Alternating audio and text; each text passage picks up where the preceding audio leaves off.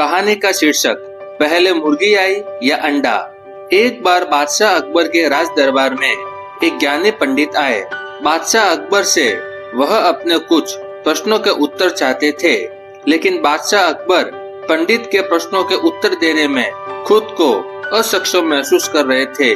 फिर बादशाह अकबर अपने दरबार के सलाहकार बीरबल को ज्ञानी पंडित के प्रश्नों के उत्तर देने के लिए आदेश देते हैं। राज्य में बीरबल की चतुराई के किस्से बहुत प्रसिद्ध थे और सभी को उम्मीद थी कि बीरबल ज्ञानी पंडित के सभी प्रश्नों के उत्तर बहुत ही सरलता से दे सकते हैं।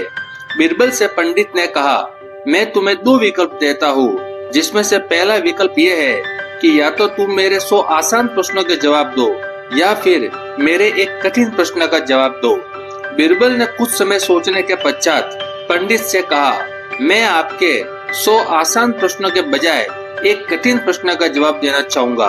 फिर ज्ञानी पंडित ने बीरबल से प्रश्न किया, बताओ पहले मुर्गी आई या अंडा।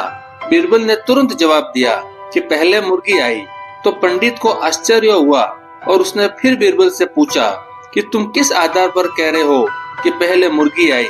इस पर बीरबल ने हंसते हुए पंडित से कहा कि आपने यह दूसरा प्रश्न मुझसे पूछा है, जबकि आपने मुझे एक कठिन प्रश्न के उत्तर के लिए कहा था।